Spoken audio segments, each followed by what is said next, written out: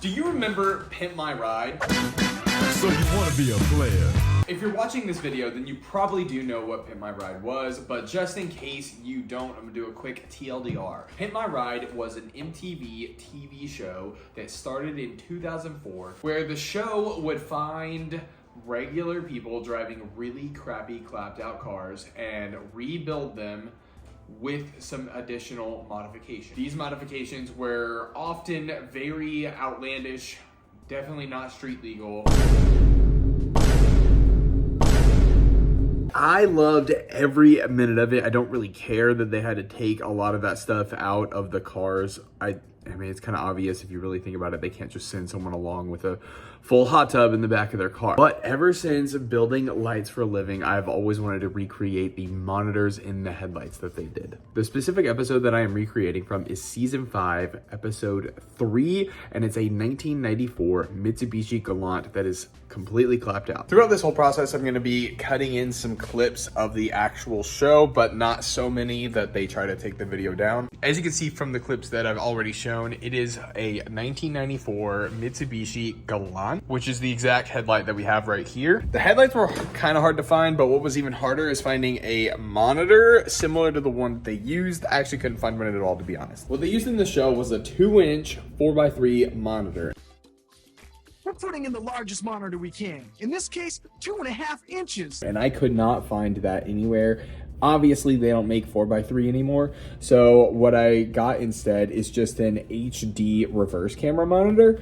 And this is actually going to be way easier. You can see in the footage that theirs has tons of wires. This one just has some RCA cables on it, so it makes plugging them in super easy. Since this is designed for a reverse camera, it's already a 12-volt system. Supplying power to it is going to be as easy as getting it to the battery. One thing that they do not show is what is actually supplying the actual content to the monitor itself. I assume it's some sort of DVD player, but I'm not 100% sure. All that I have laying around my house is just a Wii with a USB in the back.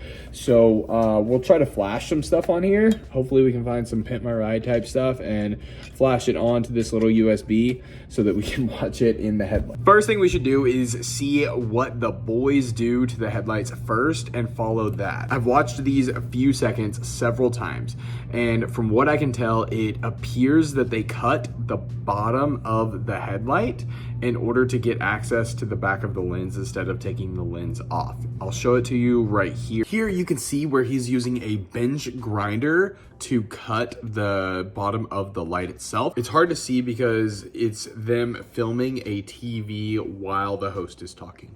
And here you can actually see the hole in the bottom so that he can put his hand up through to actually hold the monitor in place. And during the on-car testing, you can actually see their hands going up through the bottom of the headlight again to just mess with the wires and probably get them a little more organized while they're doing their testing. After they cut the bottom of it, they then cut the square out of the lens itself so that the monitor can actually stick through the lens. Now this is where I'm wildly confused. I don't know what this wooden block is for at all. Later on in the clips, you don't see it in the headlight at all. So I don't even know if it's something that they used, that maybe it was just a temporary thing, or they scrapped the idea that they had with it but still used the footage. I'm not really sure. To actually install the monitor itself, it looks like they're using the quick drying adhesive. That's what the spray is for. It just activates the adhesive that they already have on the monitor itself, the monitor and the lens. One thing I absolutely do not want to do is cut the bottom of this headlight in order to get these monitors in place. I think that's just a much more messy way to do it. By that I mean, like, the install itself isn't going to be clean, but also cutting that entire piece off with an angle grinder or whatever it is that they used is just going to cause plastic to go everywhere, and I think that's unnecessary. These headlights are butyl sealed. You can tell by the clips, and you actually put a screwdriver in between there. You can feel how soft the seal is. So putting these in the oven for about 8 minutes, this lens is just going to come right off. But first, we do need to mark it where the monitor is going to go. Before we mark the cut line on the actual lens itself, I want to get this open so that we can cut the smallest amount possible on the lens. I want to have it just the size of the monitor itself, not the case that goes around.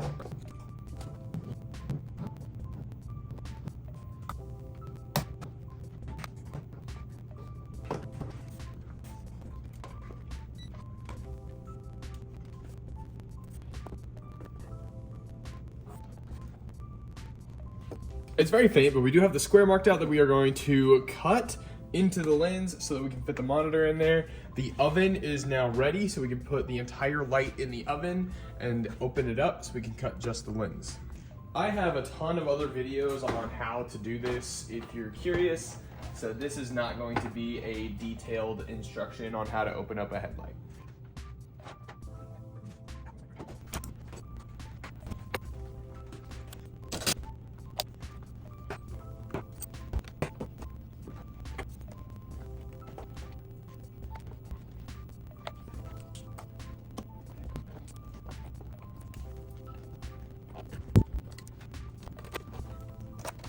Headlight is open. Now we can go ahead and start cutting this lens. So in the show, they used an angle grinder to actually make the cut on the lens instead of a Dremel.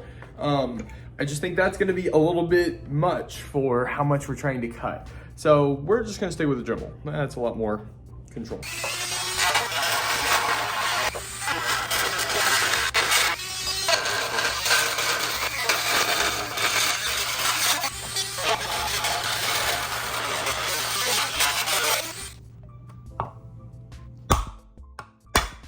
Square is totally cut out. Now we can start test fitting the monitor itself.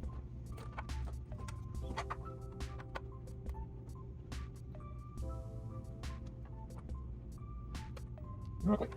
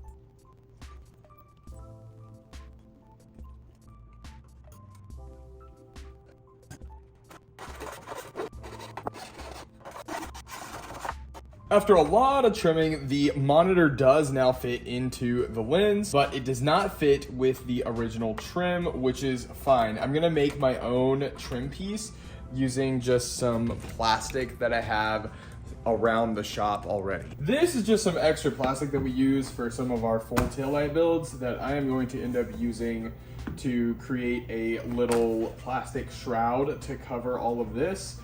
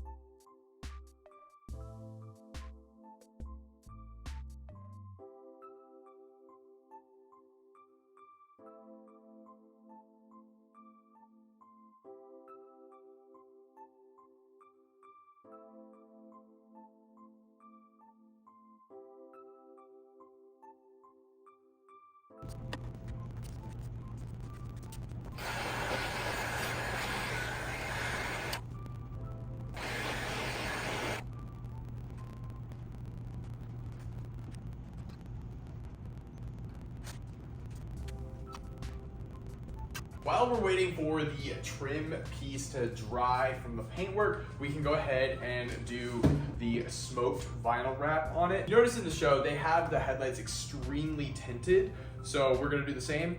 I am not very good at doing the spray tint, so I'm just gonna do a very dark tinted vinyl on this whole thing. Thankfully, this is a really easy light. It's very smooth and pretty small, so it shouldn't take long. This part right here is weird to me. I don't know why they spray just a little bit of black paint on there, but they do.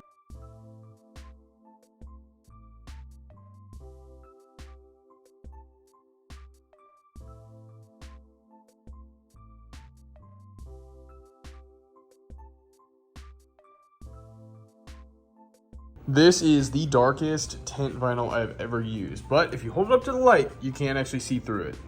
Here is our trim panel completely painted up, and it does fit right there in place. Looks pretty good, looks like it should be there. The only thing that I don't like about this is that the silver is still on the monitor. So we gotta fix that. And to do that, we're just gonna use a black paint pan and some tape. We'll just mask it off. The monitor still has the protective plastic on it, but just in case, I want to add another layer of tape around the edges.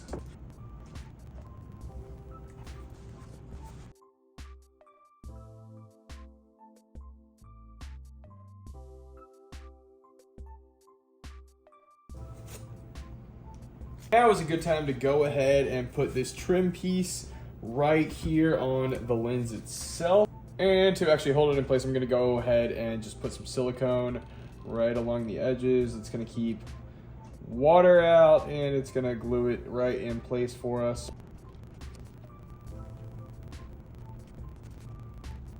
While we're letting the bezel cure up completely, I want to go ahead and get this back housing ready for the monitor wires. Now, in the original Pimp My Ride show, it looks like they just cut this whole section out like we already mentioned, but I don't want to do that. I want to take this out, I want to take the bulb out, and I want to feed it through the back housing with a hole and a grommet so that we can make it seem like you could actually run this whole setup and still have it be completely waterproof.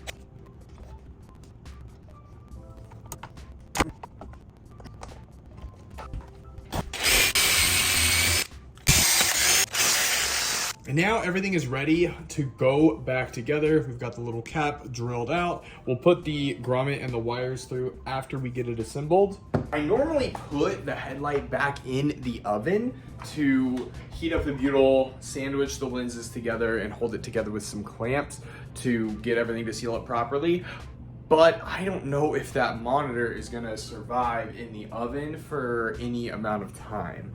So I think what I'm gonna do is just sandwich it together with some clamps and then heat up the butyl with a heat gun. Just go old school so that we don't mess up the monitor that is now in the lens. Just feed these wires through this back housing here. If you're a light builder, you probably noticed that I didn't clean out the trough and add in fresh butyl. This light is never gonna go on a car, and I'd rather not waste really good butyl on a light like this that's never actually gonna be used.